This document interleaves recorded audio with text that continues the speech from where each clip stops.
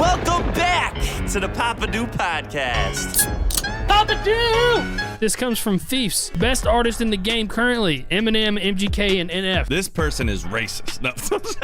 I mean, the massive elephant in the room walking around with draft legs right now is me wondering if this person has ever heard of any black rappers before. Tyler, the Creator, like right off the bat, is like better than 2/3 of those, in my opinion. You know, when it comes to artistry. Your opinion, yeah. Creativity, overall aura, branding, all that shit. That's number one. NF, you know, he puts on a hell of a show. He's got his branding down packed. You know, he found his lane. He's riding it till the wheels fall off. Diehard fan base. I mean, Eminem, obviously he had his moment. On a good day, I'll give you Eminem and NF out of that, depending on what your flavor is. But MGK cannot be in this conversation. I'm not saying he's bad. I'm just saying he's not on that level. Next one is from Nerd Chore. Says the YouTube rap scene is the best of the underground scene. You're about to see some great marketing for YouTube Cypher 4. No, it is not.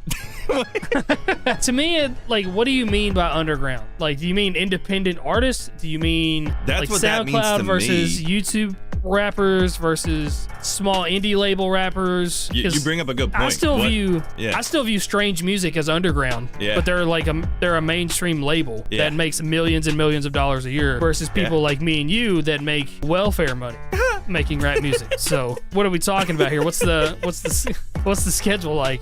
Like who are we going against here? That's a great point. Like, what makes an underground rapper an underground rapper? I don't know, because I mean, when he said that, some things that came to mind was like Backpack. Yeah, like Backpack ciphers and stuff.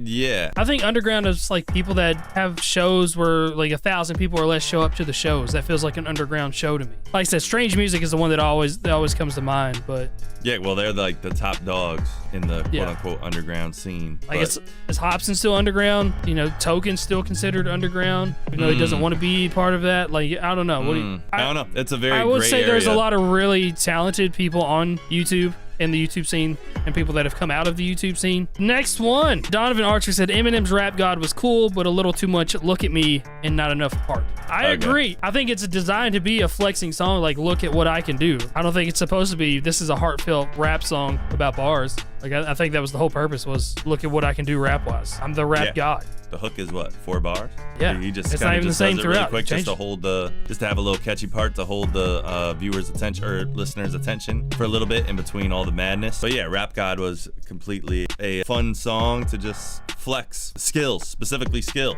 He says it in the hook. It's in the title. Pretty much there, calling himself a rap god, or he's feeling like a rap god. And time and place. Not every song could be Haley's song. Not every song could be Somebody Save Me. Not every song could be that. You know, not every song could be Love the Way You Lie. Let me just name every single Eminem song. We're in total agreement with you on that one. It's not a hot take, really. I don't think. This one is from Dext. Says music today has been the most forgettable it's ever been, not including larger hip hop artists too. And I can't honestly pinpoint one reason for that. Oh, I can. Big reason TikTok. is playlists. Because when you're listening to so many songs I've listened to in the car, when I'm driving around, something comes on, I'm like, ooh, okay. Well, that was fun. Next song, you know, and like having that tangible item. This is why I like that you still do physical copies with your CDs, because I'm sorry, call me a boom, but there's nothing like holding that album in your hand, looking at that booklet, and having that right there, looking at the track list, saying, oh man, I can't wait to get to this song. They're like, it's just like that tangible. I think that's the importance actually of artists still touring and doing shows to go with their music and have that connection with their fans. That's what establishes, and having behind the scene videos and social media done right, that's like very important. I was just gonna say, we live in a society where our attention spans are a lot shorter than they used to be, and there is just so much content out there now to be consumed that it's very easy to forget about something a week after it's happened. Music is definitely more forgettable now because I think artists make music knowing that people are going to forget it, and so they're just going to pump it out left, right, and center nonstop. You still have a select few that will make like true art that they hope lasts for a long time, but most people are just pumping the shit out because you got to keep pumping stuff out to stay in front of people's eyes or they will forget about it. Because quantity is important. That's super unfortunate too. As much as like I'm attached to my music, seeing that is the path for success, it makes me not want to do it. That's just kind of where I'm at. Like, I've tried the whole upload a song every 2 weeks, and I just felt like I was going straight cookie cutter with stuff. I didn't like it. I didn't like doing it. We're definitely in a more forgettable society. That's why music is more forgettable. This is the final hip hop take, and then we're bouncing. All right, let's do it. All right, you ready? YouTube Cypher 4 will be better than YouTube Cypher 2. That's the hot take that you have.